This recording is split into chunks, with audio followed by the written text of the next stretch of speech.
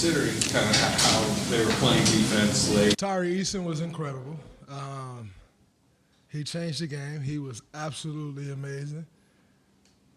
I've been telling y'all about him since he was a rookie, too. I like him a lot. He was incredible. Jabari Smith was incredible.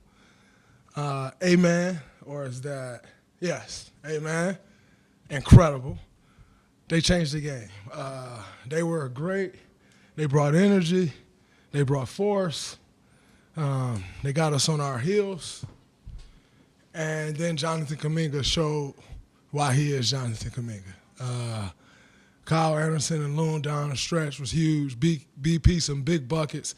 He doing a great job of running his team while Steph is out. Yeah. Buddy shooting great. Yes.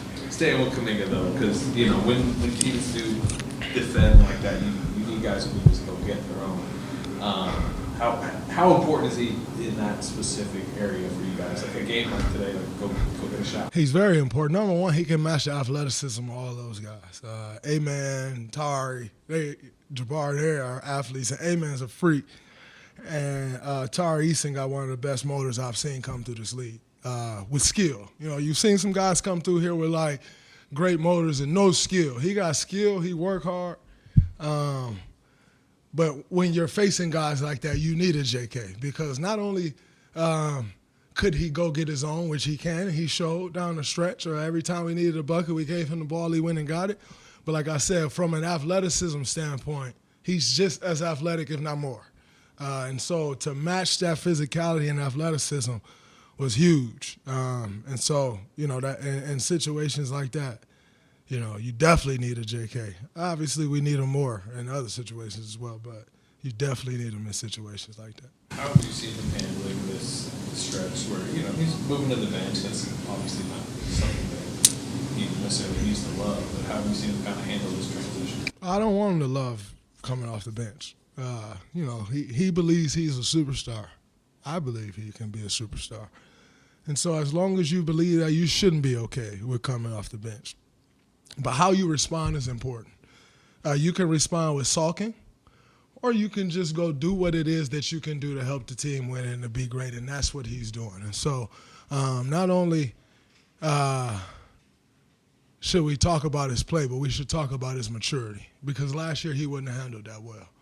But another year of growth and maturity, he's taken it in stride, and he's had his best 3 games yet this season. And so, that's neither here nor there, whether it's, you play better coming off the bench. I don't buy that for anybody. No one wants to come off the bench. Everybody wants to be a starter. That's the game we play. You didn't make it to the NBA if you were coming off the bench, so no one's used to it coming in. And so, if you're going to find someone with star potential that want to come off the bench, send them the opposite way of me. Who wants that? So credit his maturity and how he's handling this, as well as his play. But I think the maturity is equally, if not more important.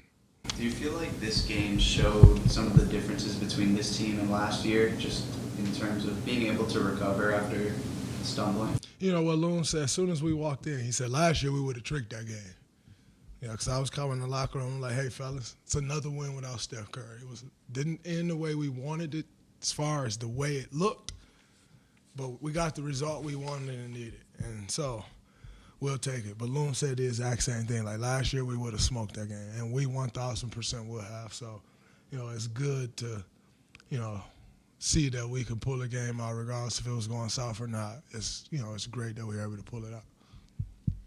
Draymond, how valuable has Buddy Hield's shooting been to the offense, and what have you learned about him so far as a teammate? Number one, he is going to go find shots, which we love. And then he's not backing down from no moment, and he hasn't seen a shot he don't love. But even more so than that, just the demeanor that he brings to the gym every single day, the demeanor that he brings to meetings, the demeanor that he brings to the plane. It's always the same. And when you got guys like that, everybody feeds off that energy.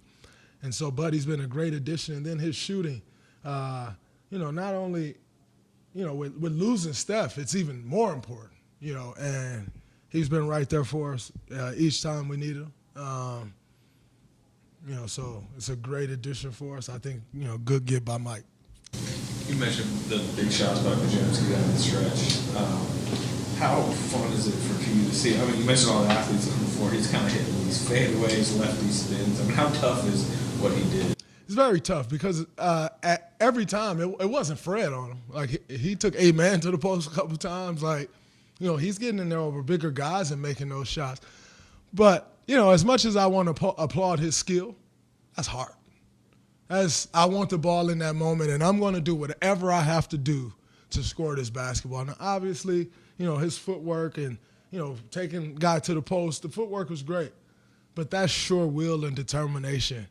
That's why he lead the league in plus minus, because in that moment, regardless of how it was going, he wanted the ball. And he took tough shots, and he made tough shots. Give him a lot of credit. From a team perspective, not you personally, is handling the ball against ball pressure a concern? No. Number one, our star point guard is out. So I think that changes things for most teams. But I think we'll be just fine. It's game 6. You got to make some adjustments. You got to figure out the things that you're going to when teams are pressuring like that, and we'll get better with pressure. So I wouldn't say it's necessarily a worry. We'll be fine with it, but it is something that we'll need to improve at because more teams are going to do it, and we're going to dice it up. You've already won as many games this year without Steph as you did last year. What makes this team more capable of absorbing his absence? The depth that we have, I think, is incredible, and that's what we've talked about since the first day of training camp, the depth. And then also, if I'm honest, we're all tired of hearing that shit. Steph is Steph, and we all know that. But, for some reason, when Steph's out, everybody act like we can't play. And so we're also sick of it. And there's been added motivation to win these 3. Not, if you think that hasn't been mentioned, you're out of your mind. Because, we're all NBA players. We're all, all-stars and first-round picks and you name it. And for some reason, every time Steph go out, everybody act like, oh, man, the world has collapsed. Now, hell, we want him out there just like everybody else do, but we're still capable and we want to show that. Now, there could be some merit to it. She was getting her ass kicked last year when he wasn't playing, but it ain't the same. Great.